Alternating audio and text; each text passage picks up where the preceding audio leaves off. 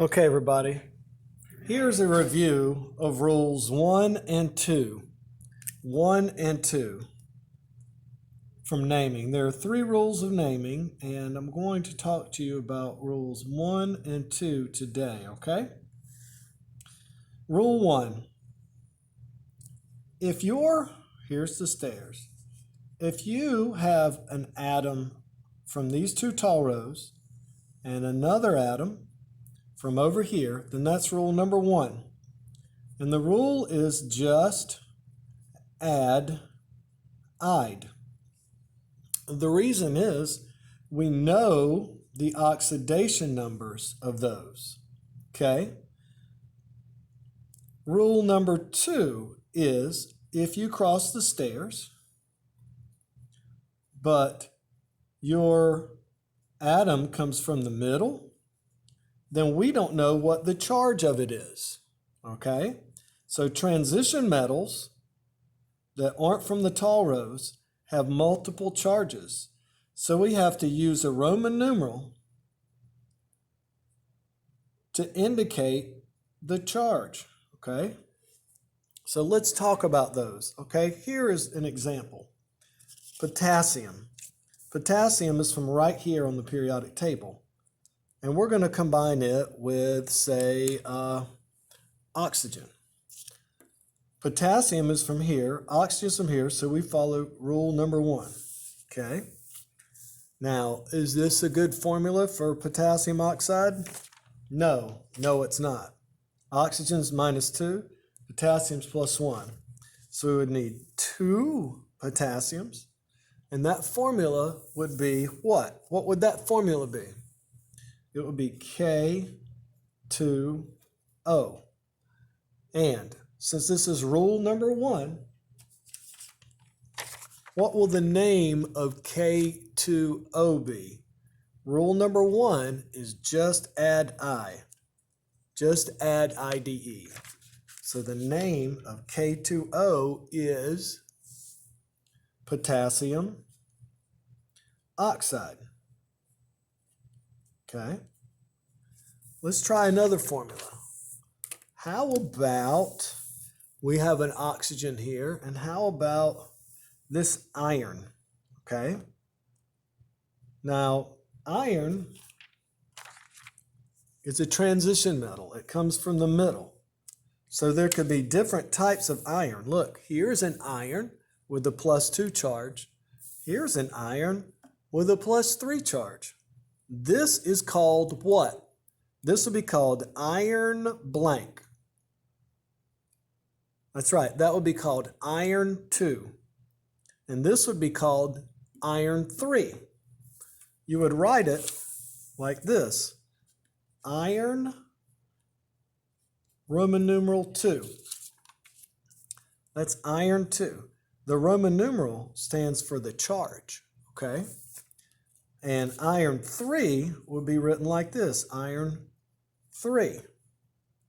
So this is rule number 2. So if we're following rule number 2, what would the name of this be? FeO, the name of this. All right? Following rule number 2, we would say that FeO, the name of that formula is iron 2 oxide. We had to say this because there are multiple versions of the iron atom, okay? Iron 2 oxide. So now I'm going to give you a couple to practice, and I'll try to help you through it. All right, calcium. Calcium, okay? Calcium is from group 2. So ask yourself right now, are we going to follow rule 1 or rule number 2? All right, you're correct. We're going to follow rule number 1. And let's say we bond it to sulfur. Calcium and sulfur, that's a +2, that's a -2, that cancels out. What is the name of this? That's right, that would be called just calcium sulfide, all right? What if we wanted to bond calcium with fluorine? What would that formula need to be? Every fluorine is -1.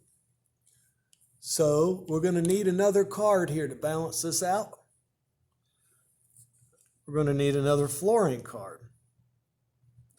So the formula for calcium and fluorine is CaF2. What would the name of that be? Remember, it's rule 1. What would the name of this formula be? That's right.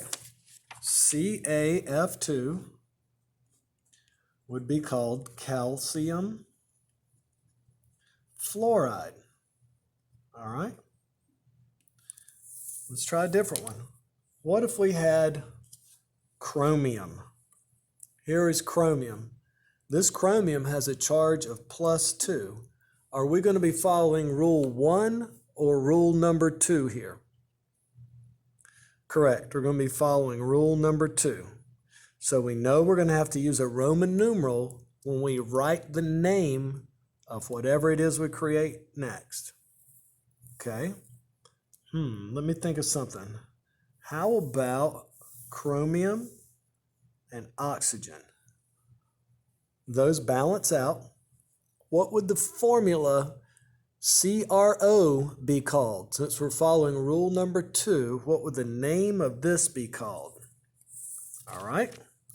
It would be CRO. It would be called chromium 2 oxide. Chromium 2 oxide. Chromium +2 oxide. And the formula would just be CRO, chromium 2 oxide. Let's do one more. What would the name of this be?